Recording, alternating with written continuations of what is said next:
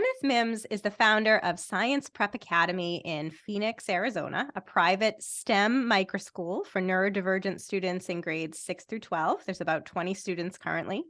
Ken founded Science Prep in 2017 after working for several years with autistic students in Arizona. Last fall, Science Prep was awarded the $1 million Ducey Prize, funded by Janine Yass, founder of the Yass Prize, to enable the school to open at least 5 more microschool locations in the Phoenix area and increase capacity to 800 students in new microschools across the country. Kenneth is also the founder of the Neurodiversity Education Research Center, which helps to support neurodivergent students as they prepare to enter the workforce in STEM-related fields. Science Prep Academy is a program of this research center. Kenneth Mims, welcome to the Liberated Podcast. Thank you. Thank you so much for having me. I'm so glad you're here. I'm thrilled to hear more about Science Prep Academy and especially all of these expansion plans, given the $1 million prize last fall. But before we get to that, I'd love to hear more about your backstory. How did you come to this interest in education and especially with working with neurodiverse students? Well, that's a great question. My background is actually as a physicist. So I studied physics at Hampton University.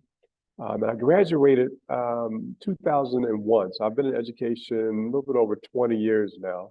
But in 2001, the tech bubble burst. So my dream of transitioning into the tech world took a slight pivot where I had the opportunity to actually start for a charter school in Philadelphia. And that's when I was exposed to just education, the charter school movement, just the opportunity of student educational options and choice. But while I was actually in Gwinnett County Schools, I was an inclusion teacher, teaching students who had learning difficulties as well as that were integrated into what they called the general education. And I had a student that was new that had an extra teacher, a paraprofessional. He sat by himself at the lunchroom, and I just noticed he just did not understand the social norms of an 8th grade middle school classroom. But he asked a very high level question one day that took me back. It blew my mind. I had to figure out who was this student and what was his learning disability. And I found out it was something called autism. It was the first time I've ever heard of that term before. And so I started working on all my research papers. I was working on a master's degree, and all of my research papers, I started focusing on this autism. And I discovered that the characteristics actually reminded me of myself, but more importantly, my peers in the physics community. And that would be my professors, the graduate students that I was able to do research with. So when you look at things like analytical characteristics, like problem solving, thinking outside the box, thinking on things for a long period of time, it resonated with me. So if you look at typical scientists, be it Elon Musk, Zuckerberg, Wozniak, Einstein, and others, you see that there's characteristics of what we call nowadays as far as being neurodivergent. So my passion took a slight pivot, and I relocated to Arizona. And I quickly found out that I had the capacity to provide resources and support for parents and students. So that's when I decided to open up a nonprofit organization. And our main program is Science Prep Academy, which is the private and middle school STEM school for students who are autistic or neurodivergent. So you opened Science Prep in 2017. And what were those sort of early months or, the first year or two like? How were families discovering you? What was that startup phase like? Were people attracted initially? Tell us about that initial journey. Yeah. So I wasn't sure that this idea was going to work at all. It was just something that was really a passion project. I knew I could have a great impact on the lives of students, but I just wasn't sure. And you never really know with schools, but you just want to move forward. But I quickly realized that there was a need for parents to have school systems or schools that believed in their child. And so I really learned a lot about the stories of our students, but the stories of our parents. And that story, unfortunately, is a story of a lack of choice, a lack of options, and a lack of hope, a lack of having access to quality education. And so students who come to our school, they're coming because, you know, there's a problem with their current school, and the parents are looking for a new choice, a new option. So many of our students are being either physically or emotionally impacted, negatively impacted. And we see those headlines across, you know, headlines and news stories across the world. But we quickly found that we were able to add value by providing not only a safe educational learning environment, but an environment that helped to push the students and to provide them a higher quality education. So we were able to basically introduce research-based strategies that you would see maybe in gifted schools or schools in a higher social economic community. It was a quick traction. We started out small. We started out lean. I was the only teacher with a support teacher. And we started out with 7 students. And we perfected our model. And that's something that I wanted to strategically do based upon my experience working at previous charter schools and just being in the startup school world, where I wanted to perfect our model. And once we had that established, we grew mainly through word of mouth and just parents sharing, you know, the impact that that they saw our school have on their child.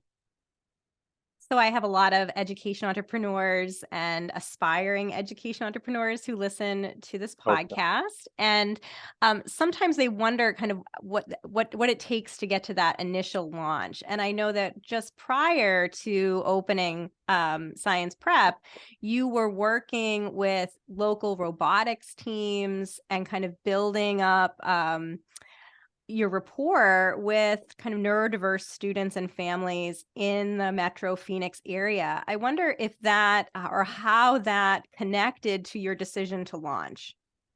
Yeah, great question. So I was working with the parents of a local organization called Phoenix Autism Society, and basically that's an organization across the nation. And I volunteered and created Arizona and potentially the nation's first program, robotics program for students who are autistic. And the program is called FIRST. And they have a FIRST Lego League and a FIRST Tech, which is a phenomenal program. So I started a FIRST Lego League team, and I would work with the students while their parents had their monthly meetings, and I would work in the other room and just prepare for a tournament. And we built the robots. It's a Lego product, and we competed in a tournament where the students put together a robot, they programmed it, and it's a great opportunity. But from that experience, it provided a great amount of insight as far as not only academically, what instructional strategies would be beneficial, but more importantly for this population, what social and emotional environmental factors should be considered. So basically, I saw how to create a positive learning environment, and I took that experience and use it as the foundation of our school at Science Prep Academy. So our school, we not only have a FIRST Lego League program, we have what's called a FIRST Tech program. And actually, we are a Amazon Future Engineer school. So we have a partnership with Amazon where they provide curriculum access for advanced placement, computer science, helping our students to transition to a career or a college pathway in computer science. It's so exciting. And, you know, again, you launched in 2017 as a microschool, you said, with 7 students that first year. Now, of course, microschools are widely popular, sprouting across the country. But what was it like for you as an education entrepreneur to take the leap into launching a school? You know, what was that experience like? I would have to say it was the most challenging. I look back at it, it was the most challenging experience I have ever done. Now, as a teacher, I have been a founding teacher of schools, and that's one thing, and that's pressure, that's stress. But as a leader, it was challenging. You know, financially, we gathered and put together resources and funds. I think I took some of my teacher retirement that I had saved over the years, and really just wanted to make the dream happen. But it was nervous, but fortunately, I was able to strategically go through certain what you call incubator programs. So within the startup world, specifically, there was a program called Seed Spot, which is more focused on social ventures. And that allowed me to develop the capacity to take a vision and a plan, an idea, and transition it into really a strategic plan. And that's something that you have to be able to do, is to take your idea, your dream, and to put it down on paper, and to put it not only into a business plan, but also to consider, how do you just get started? How, and that may require some pivots. So initially we had a particular vision and dream, but the pivot was really just to get started. And that's where we started, with 7 kids, and just said, okay, we can validate our program, we can have an impact, and then grow from there. But it was challenging, and it was stressful. And many nights I stayed up till 1, 2 o'clock, and did that for a few years. And then I was able to build up the capacity to bring on a team, and to develop systems and policies that allow the school to be sustainable. So we strategically wanted just to validate our model, and make sure that our model has an impact. And now we're at a place and space where it's time to scale. It's time to provide our model to more students across Arizona and across the nation. So yeah, tell us about that process of kind of growing beyond Science Prep Academy as a project of Neurodiversity Education Research Center, and the work that you're doing there, and now trying to expand that nationally. What does that look like? Yeah, so currently CDC came out with a report or update that says about 1 in 36 children are identified as far as being autistic or being on the autism spectrum disorder. So there's a considerable impact as far as individuals who are autistic transitioning into the workforce and transitioning into college and just becoming independent. So with that, there's a greater need for schools that can help students to make that transition. And so recently we did receive support funding in the form of the YAS Stop Prize, which is helping us to take our model to reach more schools and more students rather. And we're doing that through just expanding our micro schools. So our model is a micro school, and strategically we find that that's a great option for students who are neurodivergent. The smaller class size, the more personalized education, we're able to really hyper focus on our students and help them to have a greater student achievement. But with this prize and funding that we recently won, it's an unbelievable opportunity to use in the state of Arizona the Empowerment Scholarship. And the Empowerment Scholarship for parents provides that opportunity for parents and students to choose the best environment for their child.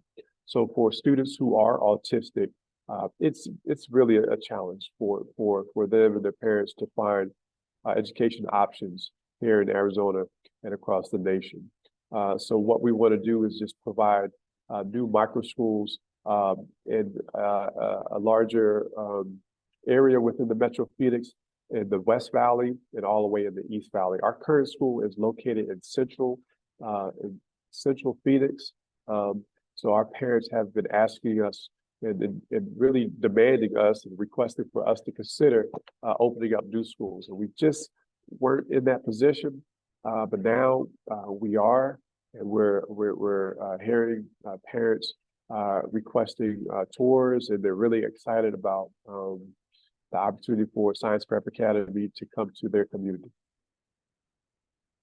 Yeah, I'm really glad that you brought up the empowerment scholarships and the school choice efforts in Arizona. Arizona, of course, leading the nation, passing the country's first universal education savings account, enabling all K-12 students to have access to a portion of state allocated education funding, roughly $7,000 per student per year, to use in whatever educational endeavors meet their individual family needs and child's needs. And that could be tuition at a microschool, tuition at a traditional private school. It could be for tutoring resources and homeschooling supplies and curriculum and educational therapies, a whole host of educational options that are now open to families. And I wonder what you're seeing already, that connection between funding and choice and parental empowerment. What are you seeing the sort of ramifications of that, the results of that over the past few months? Or do you feel like it's leading to more choices for families and more families taking advantage of those choices? It has. It's been a tremendous, I'm not sure of the exact numbers, but maybe 100% increase within the participation of families who are using ESA, Arizona Empowerment Scholarship accounts.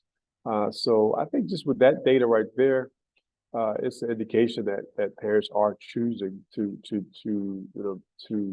use a voucher to provide an option for their students.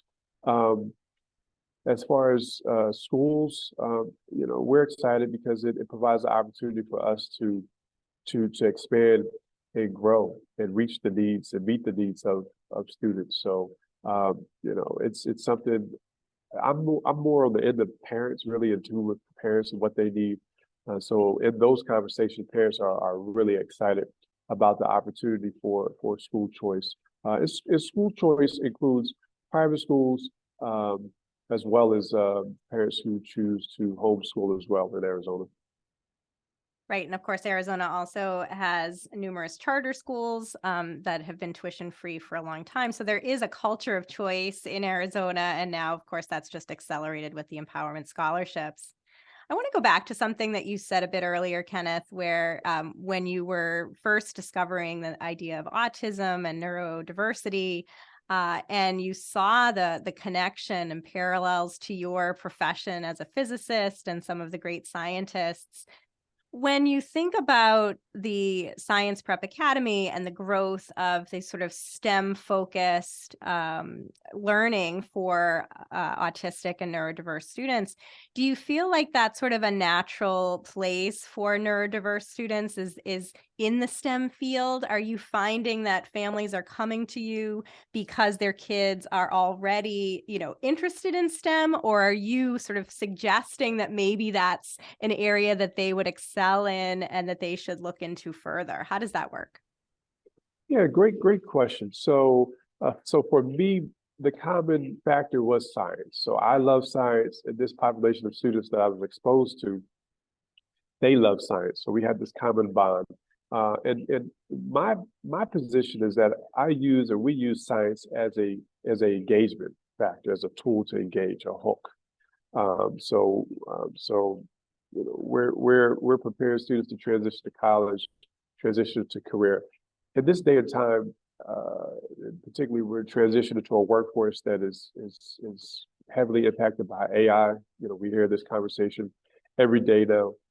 So our students in general have a high level of technical literacy, and not just being able to use the computer or cell phones or Microsoft products and Google products, but they're going to have a degree of capacity in coding, and manipulating software, using software.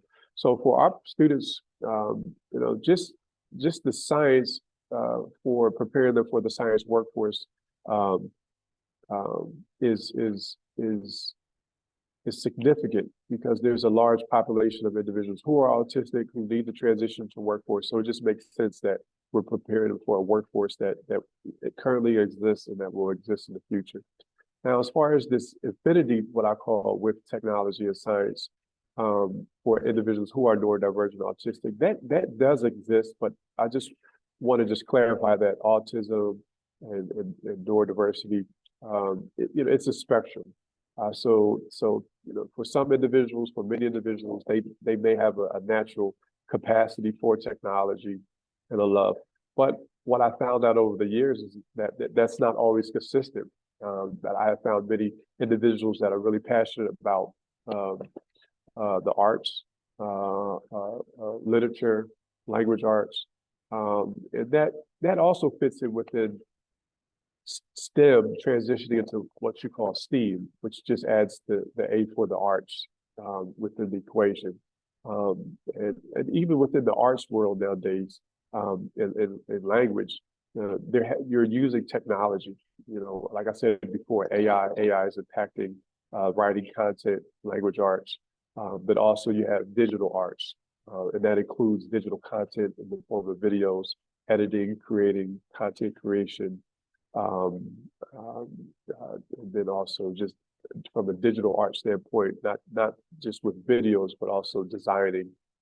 You can talk about NFTs, you could talk about graphic design, those type of things. So it just made sense all the way around that we would focus on technology as a whole, but also from a workforce development consideration. One of the things that I say quite a bit on this podcast is that one of the things I find most exciting about the microschool movement is its diversity in terms of its educational philosophies and approaches, that there's really something for everyone, that creative entrepreneurs are building new learning models that may be focused around a particular interest or strength or skill area that they have, and then they're bringing that to their communities, and then families are able to choose what works for their children. And I wonder, when you're working with neurodiverse students in particular, do you ever get pushback from folks who say, why are you creating a school just for neurodiverse students? Isn't it better to have a more integrated approach, like a general education approach that you mentioned earlier? And what do you say to that? Ooh. I have not received any pushback. Not at all. That's an interesting consideration. No, I haven't.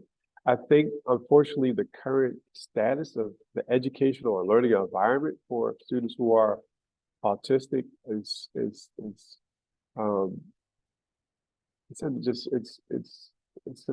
a sad state. I'll just be honest with you. It's in a very sad state.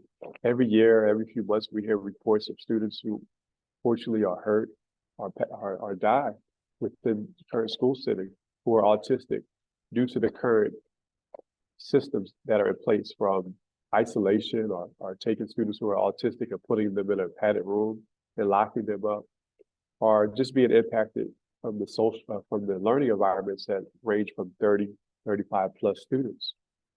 So individuals who are autistic, specifically autism is what's called a social and emotional developmental delay. So that means it's not necessarily that students who are autistic cannot learn. Their learning disability is due to the impact that a social environment plays. So the current social setting, the social factors in the current school systems are the driving factor of causing students who are neurodivergent or autistic not to reach their full potential. So if we look at the current social status of schools in America, and we're seeing it every day, from shootings to just the emotional factors that take place. We can think about, for individuals who are autistic, how does that impact them? And many times we don't really think about that. For a kid who's autistic, how does a school lockdown, how does a school drill that's practicing a school lockdown impact them?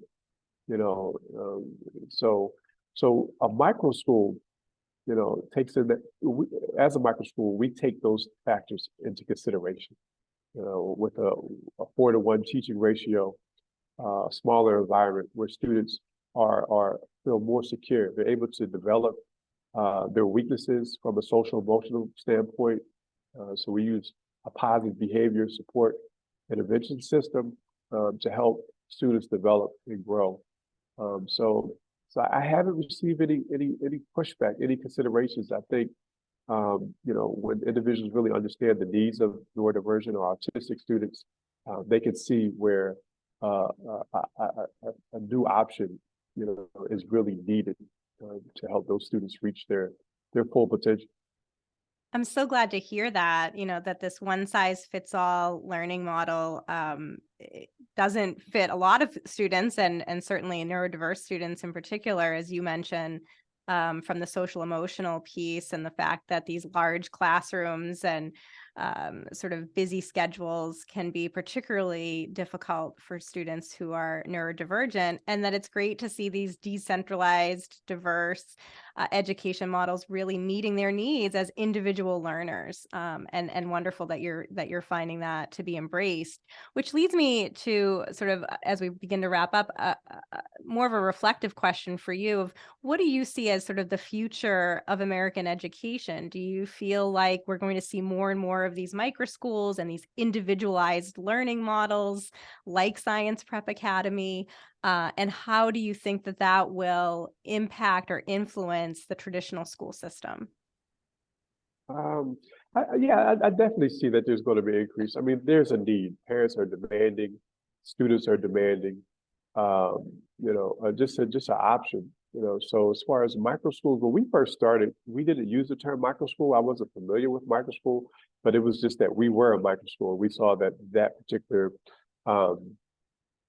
particular approach was needed for our students. But now the term, the understanding as far as micro schools is something that's more parents are aware of, and it's a model that people are asking for. I do see it expanding across the nation. I do see educational entrepreneurs and leaders to create those particular type of schools that parents need, that students need, be it for autistic students or be it for specialized workforce development programs that specialize in helping close some of the gaps in the workforce. I just see this, great opportunity. And I think there will be more and more legislation around school choice. There will be more legislation around empowerment scholarships or vouchers. I do see it, from the state level, and then also from a federal level, if that has any impact. But from the state level, I see it's something I feel that just has to happen. Yeah, and the school choice policies that are being passed, certainly in Arizona and elsewhere, really are expanding access to these innovative learning models and these microschools so that families can find what is right for their individual child. So you've been an education entrepreneur now, Kenneth, for 7 years, like sort of a veteran. You're in the scale stage now.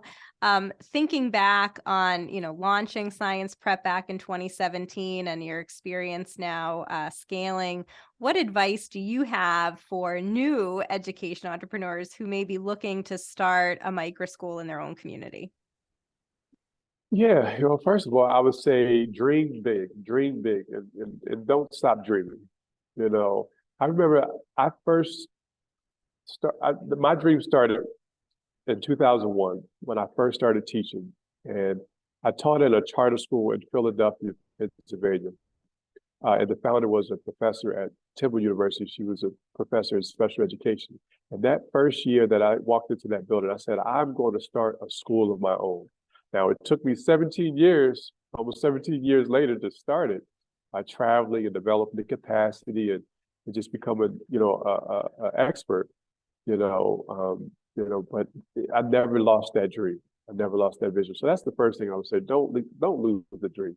If you see something, you see a need, and you see where you have a solution, don't let it go. Keep it focused, refine it, figure out how you can prepare yourself.